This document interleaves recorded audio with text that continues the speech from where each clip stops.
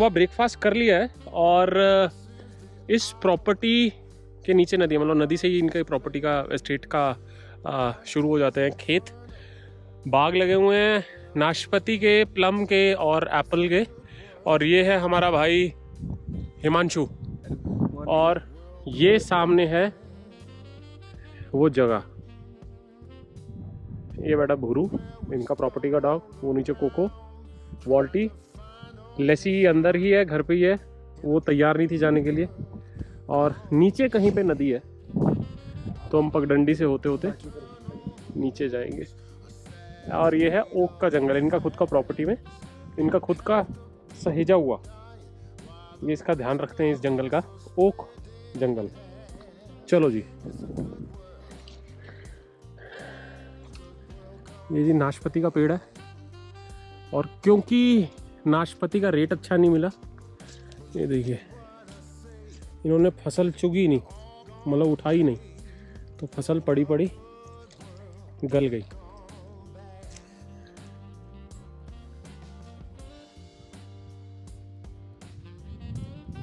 और ये बता रहे थे नाशपाती का साइज क्या बताया था आपने जो आपके यहाँ होता है?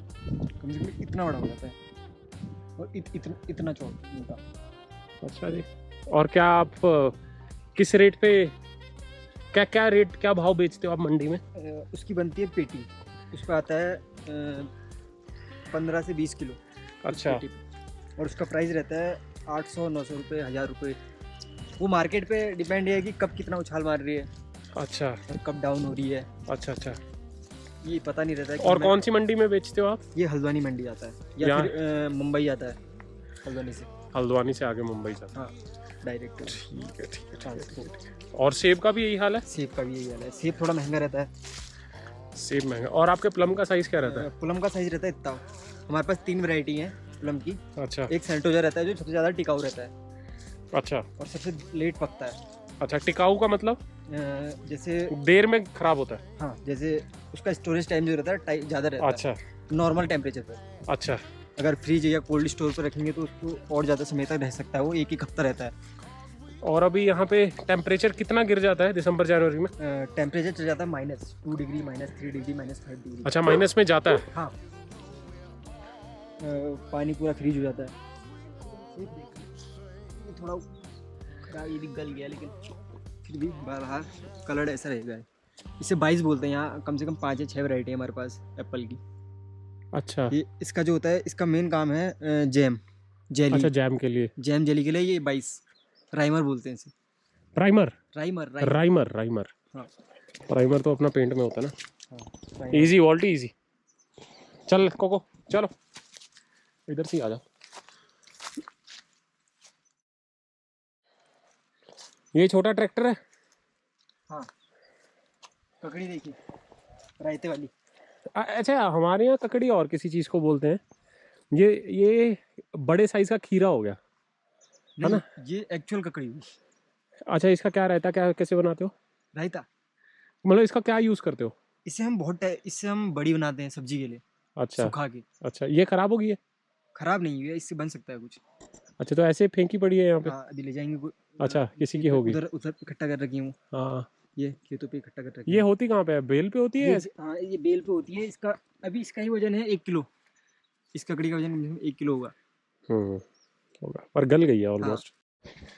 लो जी, जितने भी मेरे भाई बंधु आए होंगे पहाड़ों में, चाहे उत्तराखंड आए हों चाहे हिमाचल आए हों, ये चीज़ उन्होंने ज़रूर एक्सपीरियंस की होगी। और वो चीज़ क्या है आपको बताता हूँ, और जिनको नहीं पता वो जान लो, ये बड़ी काम में आने वाली चीज़ है इन फ्यूचर।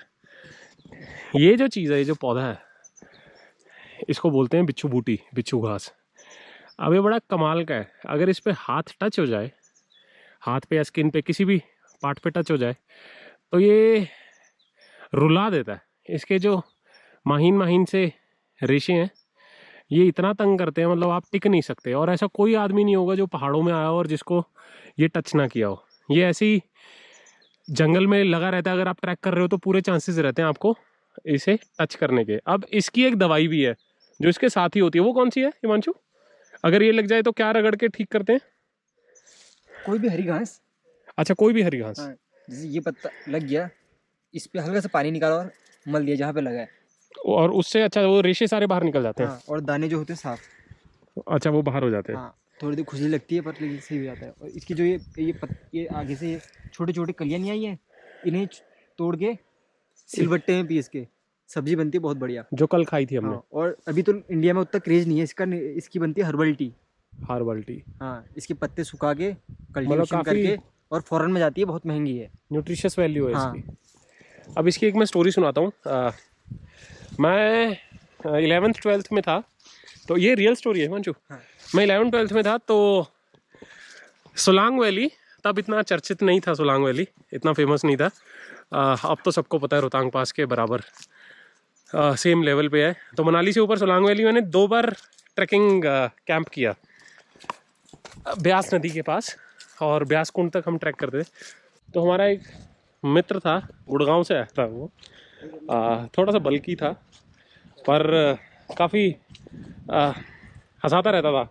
तो उसको रात को हुआ प्रेशर, रात को बड़ा प्रेशर, और भाई साहब जी ने सोचा कि पहले ही बैठ जाता हूँ, नदी से दूर ही बैठ जाता हूँ क्योंकि प्रेशर थोड़ा ज़्यादा था। तो वो बैठ गए नदी से दूर।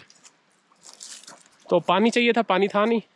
तो सब कुछ फारिग होने के बाद उन्होंने सोचा कि नदी तक पहुंचना थोड़ा दूर है, कोई पत्ता तोड़ के टिश्यू की तरह उसे यूज़ कर लेता हूँ। तो उन्होंने जो पत्ता तोड़ा वो था बिच्छू बूटी। तब किसी को पता नहीं था। उस रात के बाद सबको पता चल गया था बिच्छू बूटी होती क्या है। अगले 4 दिन तक बोरोप्लस लगा लगा के उनका नाम था गुल्लू, गुल्लू फ्रॉम गुड़गांव। देख रहे होंगे तो याद कर रहे होंगे। तो बिच्छू बूटी से बच के रहें। मेडिसिनल वैल्यू तो है इसकी, पर इसकी दर्दनाक वैल्यू भी बहुत है। गर्मियों में नहाने के लिए कितनी सही जगह है।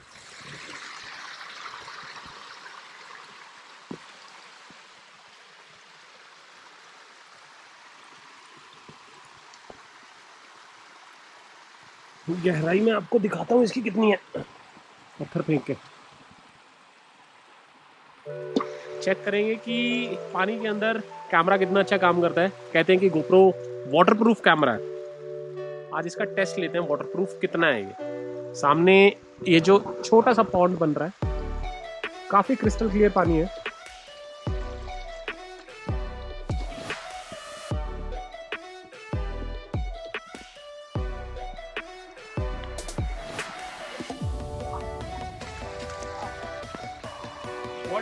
आगे नहीं आना।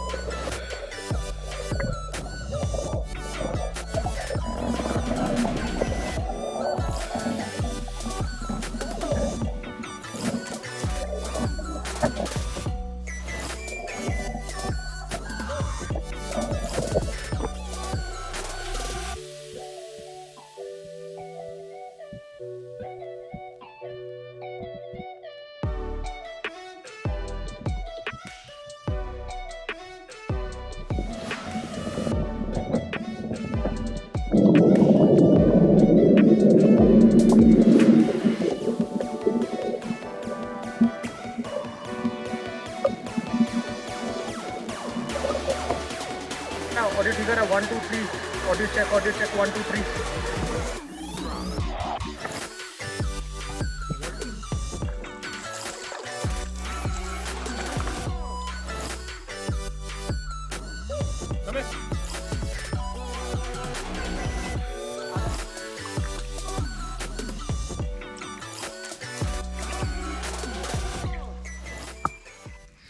लो जी, मैंने आपको बोला था कि जिस प्रॉपर्टी में मैं स्टे कर रहा हूँ उस प्रॉपर्टी के ओनर से आपको मिलवाऊंगा, सो दैट कि इन फ्यूचर अगर आपको यहाँ आना हो तो आप डायरेक्टली ओनर से बात कर सकते हैं। इनका नंबर मैं नीचे डिस्क्रिप्शन में दे दूंगा, ये खुद भी बताएंगे, सो दैट जो बीच का BNB का प्राइस डिफरेंस है या अदरवाइज जो दूसरे मीडिएटर्स का प्राइस डिफरेंस होता है वो आपको ना देना पड़े।